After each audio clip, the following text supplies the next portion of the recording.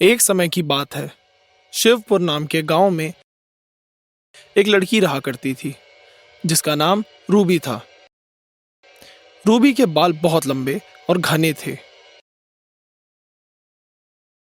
जिसकी चर्चा आस पड़ोस के गांव में भी हुआ करती थी। रूबी को अपने बालों पर बहुत घमंड था और वो नई नई चीजें अपने बाल में लगाया करती थी ताकि उसके बाल और भी सुंदर हो जाएं। राधा दीदी, मेरे बाल बड़े टूट रहे हैं। लगता है कुछ दिनों में मैं गंजी हो जाऊंगी। रूपाली दी, मौसम चेंज होते ही मेरे बालों का भी यही हाल हो जाता है। ना जाने मैं क्या करूं। उन दोनों औरतों की बात सुनकर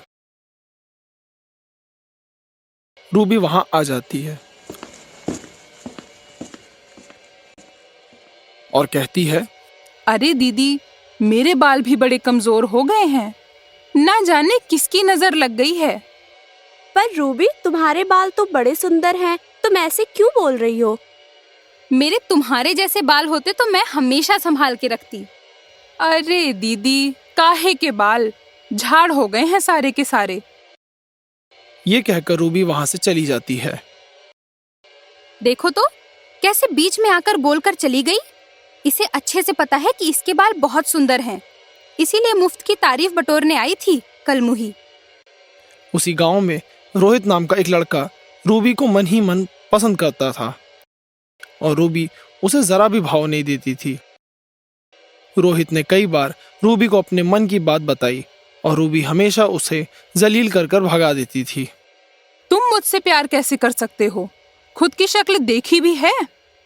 मुझे तो कोई अमीर नौजवान ही ले जाएगा। और तुम राहुल, आज के बाद मेरे आसपास भी मत भटकना, वरना लोग सोचेंगे रूबी के स्टैंडर्ड्स को क्या हो गया है। रूबी की बात राहुल के दिल पर लग जाती है और वो बदला लेने का प्लान बनाता है।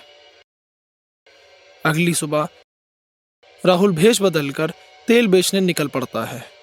रूबी उस तेल को खरीद लेती है और रात में लगाकर सो जाती है।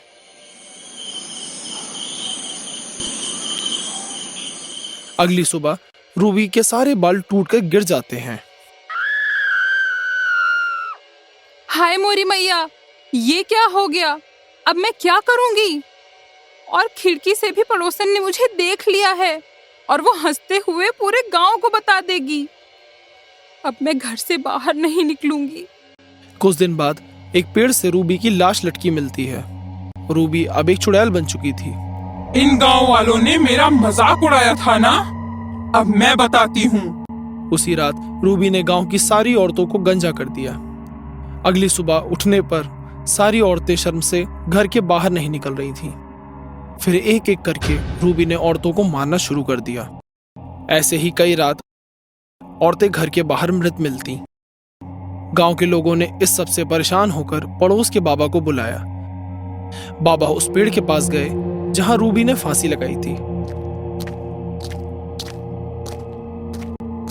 बाबा ने अपने तंत्र विद्या से चुड़ैल को बुलाया और चुड़ैल से बात करने की कोशिश करने लगे। तुम क्या चाहती हो और लोगों को क्यों मार रही हो? मैं जब गंजी हुई तो इन लोगों ने मेरा मजाक उड़ाया और मेरे गंजेपन को देखकर बहुत हंसे। अब मैं किसी को भी नहीं छोड़ूंगी। तभी बाबा राहुल को पकड़ के ले जाने के लिए कहते हैं। राहुल के आते ही बाबा उसे चुड़ैल के सामने पेश करते हैं। इसने तुम्हारी ये हालत की है, इसे पकड़ो और बाकी गांव वालों को छोड़ दो। चुड़ैल ने राहुल को बहुत पीटा और उसे भी गंजा कर दिया। रूबी, मुझे माफ कर दो।